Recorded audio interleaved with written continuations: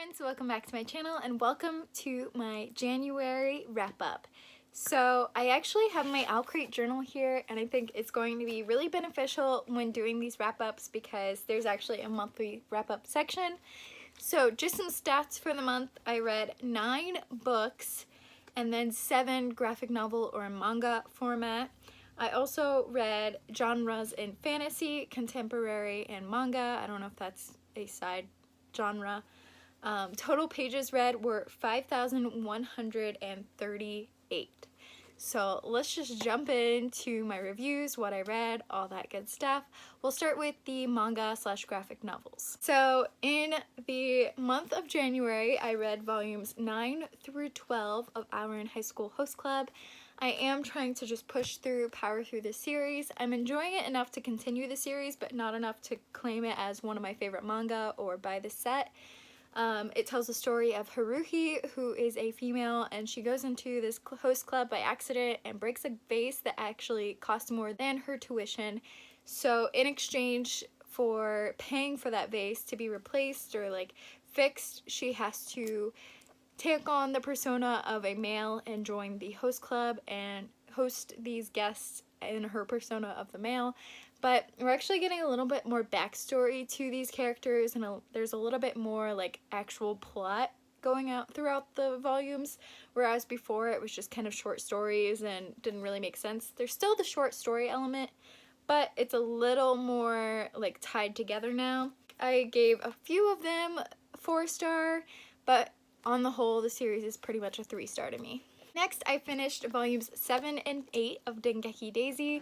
I am enjoying this one a lot more than Our in High School Host Club, but still not as much as Orange the manga. This is by Kayosuke Matomi, and it tells the story of Tiru, whose brother was sadly killed by a disease, and in exchange she receives a phone from him that if she ever needs anything to text this persona named Daisy, and Daisy helps her through a lot of situations.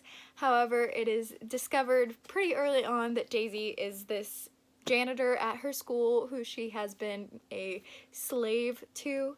In the beginning, there was a lot of like, I'm your slave trope between Tiru and Kurosaki. So I was a little turned off by that. I originally marked them as 5 stars and then started to realize that was a problematic thing happening in the manga, so I knocked down my rating. However, the problematic situation feels like it's been depleted and eradicated from the manga, and we're actually getting some kind of like mystery, thriller, romance kind of vibes, which I'm thoroughly enjoying, and I gave these ones 4 stars. And finally, I picked up The Tea Dragon Society by Katie O'Neill. This is the Owl Crate exclusive edition, which came in last year's February Owl Crate. I really enjoyed it a lot. It tells the story of these little minuscule dragons that, well, not minuscule, but like small dog-sized dragons that if you treat them well and care for them properly, they will actually grow leaves that allow you to see into your past and like relive your memories. So it's just how to care for them. And then I showed this in a vlog or something, but I just need to show it again because it is so cute if I can get to the page. But in the back there is a sort of handbook of the different types of dragons, and I absolutely need the hibiscus dragon. Like, someone please get me a little hibiscus dragon. I don't know if there's like a Funko out there I could customize to be a little hibiscus dragon. I also really want like the regular edition hardback of the Tea Dragon Society. I'm talking really fast, I don't know why. I'm like running out of breath. But I really want the large hardback. It's gorgeous, and then I could put a little Funko in front of it. Like, how cute would that be? Now getting into the like regular novel book format. The first book I read, I don't know if this is actually the first book, it's just the first one off the pile here. It's If I Stay by Gail Foreman. This tells the story of Mia, who gets in a horrible car accident and goes into a coma, and it kind of flashbacks forward and backward between her life before the car accident and then her in the coma state, and it's her deciding whether she should move on or if she should stay and like live. So yeah. I liked it. I gave it a 3.5 stars, so I liked it enough to continue and read where she went, but I don't think I'll actually be keeping the series after I finish it. Next, I picked up A Darker Shade of Magic by V.E. Schwab. This is a story of Kel, who has the ability to travel between the 4 different Londons, and each London has its own like wealth of magic, so that's pretty cool. I don't want to say much more because that's how much I knew going into the series, and I'm thoroughly enthralled with this world, and yeah, 5 stars. This was actually a reread for me because this February I am helping host the To Be Continued Readathon, which is a readathon dedicated to finishing your series, and because I wanted to finish A Conjuring of Light, so in line with my 2020 resolutions, I had to pick up the first 2 books in the series first and reread those. So speaking of A Darker Shade of Magic, I picked up A Gathering of Shadows. I actually finished this on February 2nd, but I'm gonna count it towards January because it's the first book I finished. I was mostly finished with it, and yeah, we're just gonna count it towards January. So yeah, this is the sequel to A Darker Shade of Magic, and I thoroughly enjoyed it, and I think I actually enjoyed the reread better than I did the initial read of it. Next, I picked up Siege and Storm, which is the second book in the Grishaverse universe. Shadow and Bone is the first book in the trilogy, which tells the story of 2 kind of orphans who one figures out she is actually the Sun Summoner, which means that she has the power to save this world, and she's just dealing with that. But if you aren't aware, this is actually the prequel trilogy to Six of Crows, my favorite read of 2019, so you should definitely read this. I just want to preface that I read Six of Crows first. I didn't have really any trouble getting into it, but this was made first and is actually supposed to be read before Six of Crows. However, I don't think like it'll only enhance your experience to read the Grishaverse, but if you're nervous, you don't have to read it first. I personally liked reading Six of Crows and then going back and reading this because I don't know if I would have liked Shadow and Bone trilogy as much if I hadn't read Six of Crows first, because Six of Crows made me fall in love with the world, whereas the Shadow and Bone trilogy just enhanced the world, if that makes sense. So read at your own choice. My only recommendation is do not read King of Scars before you finish the other 2. You will be spoiled so badly. Do not read it before. Next, I read The Guinevere Deception. This was the December book pick of the month for the Half-Blood Book Club.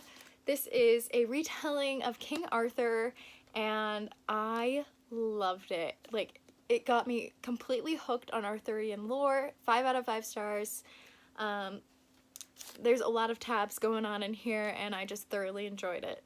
If you would like to see more of my thoughts on this, go to Sadie Joyful's channel. I'll tag her down below, and watch our live show.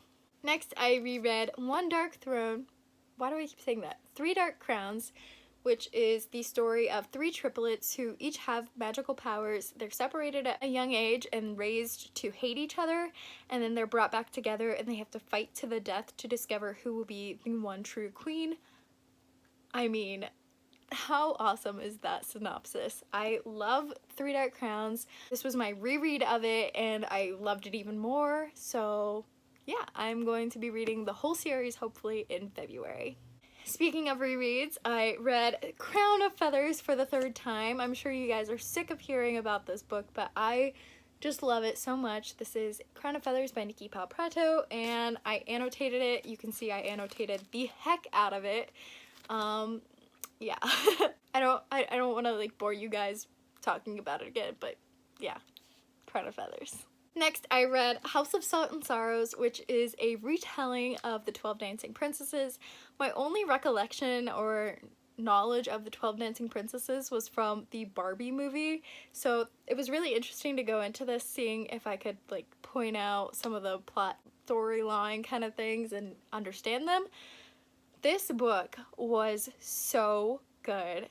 I am usually really good at guessing how books are going to turn out or what's going to happen, but I feel like I was being surprised at like every turn of the page. So I highly recommend this if you want one that throws you for a loop. It's really all I have to say. I just thoroughly enjoyed this book. 5 out of 5 stars.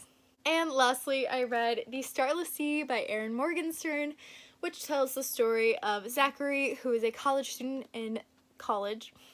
Yeah, a student in college studying like video games, And one day he goes to the library and finds this book that has no author, takes it home, and discovers that in one of the short stories, because it's a collection of short stories, one of the stories is about him. And this isn't one of those stories that's like, oh, I can relate to that, like my parents died too.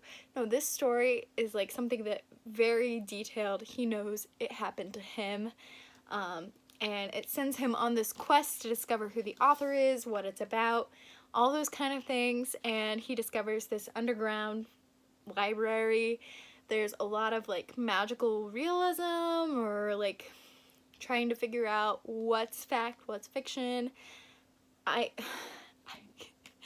You'll see more of my thoughts on this. Today is the book club for the Half-Blood Book Club. This was the January pick. By the time I post this, it won't be today anymore, but on Sadie Joyful's channel, if you go again, we'll be discussing the Starless Sea. Guys, like, so good. I can't even express how I feel about this. There are no words to express my excitement about this book. Yeah, definitely my favorite read of the month, closely followed by House of Salt and Sorrows. I'm not counting my rereads because I just love all of them way too much to count them, but The Starless Sea was phenomenal, a true masterpiece. I need to pick up The Night Circus because I've never read it, and it's by the same author, and oh my gosh, you guys, I loved it so much. So that was my monthly wrap up. Obviously I had a pretty good month. All of my books were 5 stars except some of the manga and then If I Stay. So I'm pretty impressed with my month. I'm definitely trying to pick books that are more I know I'm gonna like, rather than like forcing myself to read books I don't want to read. So I'm happy that most of my books are 5 stars this month, and I'm hoping that continues throughout 2020. But thank you guys so much for watching. Tell me how your January reading went and what your favorite book of January was, and I'll check in with you in my next one. Bye, friends!